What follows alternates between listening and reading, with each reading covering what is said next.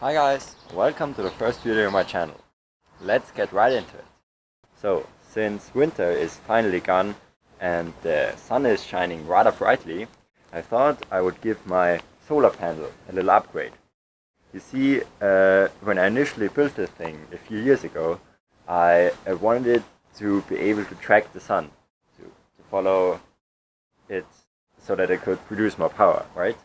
And from the mechanical side, this worked great. You see, I've got this linear motor here that goes in and out, and therefore changes the inclination of the solar panel, that it always has a right angle to the sun. But and this worked. Mechanically it's working. You hold a battery to it, it moves. But the problem is I never really got around to write a code or build anything that would actually tell it to move.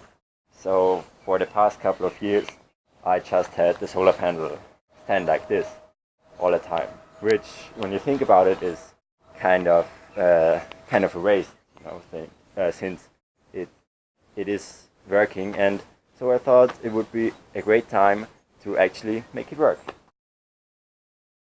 Look, my dog's here to give us company. Dory! Look, my dog is here to give us company. Alright, so how I want to make this work is by using an Arduino Nano and a relay board, which has 4 relays on it, and including the transistor circuit, so that you can directly hook it up to the Arduino, so that this thing can switch heavy loads like this electric motor. So I actually spent quite a lot of time thinking about how I would let the Arduino know how the sun is hitting the panel, so that it can turn the panel accordingly. And one option I thought about was just like turning the panel depending on what time of day it is.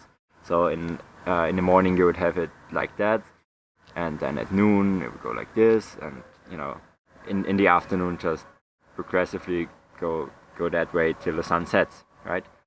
But this would mean that the Arduino has to run all the time, because it has to have some kind of timekeeping, and also I thought it would be kind of unreliable, and I figured it would be better to have just some feedback on how the sun is shining on the panel.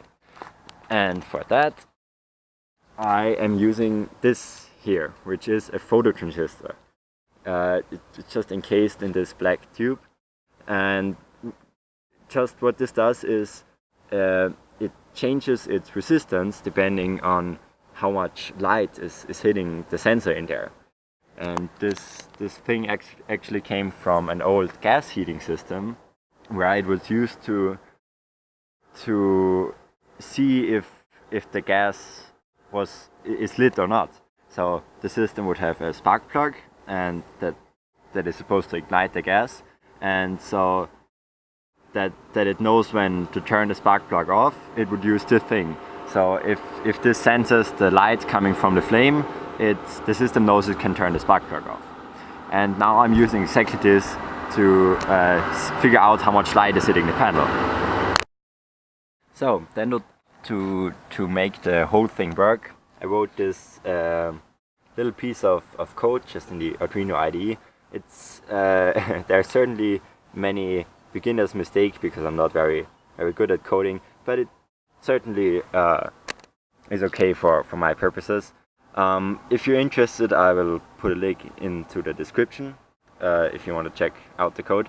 But basically just what it does is every 5 minutes or so it will try to turn the panel a little bit that direction, and it would measure how much light is hitting it before and after it moved, and if the lights got more, it just keeps turning and tries again and measures every time and see if the light is getting more, if it goes that way. And if the light didn't get more, it just goes back into the position and waits for 5 minutes or so, and then tries again. And I actually only had to make this work in one way, so it would never try to go this way, you know, because the sun is always going from east to west. So yeah, and actually it works quite well, and yeah, I will show you now. If we here hit upload, this should, yeah, you can just about see it. Okay, and now it should try. Yeah, you see that? It goes a little bit in that direction. It notices there is too little light here, so it goes back. And for now I set it that it would like wait for 10 seconds until it tries again. But you know, I think I'll eventually change that to maybe 5 or 10 minutes. Yeah, as you can see, it's already in a pretty good position because I had it run before for a couple of minutes, so it already has, you know, has found its sweet spot. Yeah, one last issue that was also kind of difficult to solve was how does the panel know when it is at its maximum, you know, when it hits its end stop, so to say, when it can't go any further.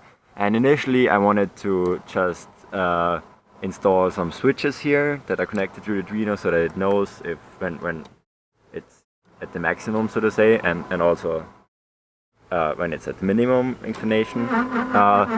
But this was just kind of complicated. It made the code more complicated, and it just was unreliable. The switches weren't working 100% of the time, and then it would really crash them. So that was just no good. So what I ended up doing was that this linear motor actually doesn't mind when it's at its end stop. It will just not do anything. I think it has its built-in end stop switches. So what happens when it's at its maximum is the Arduino will just keep sending its power, but nothing will happen.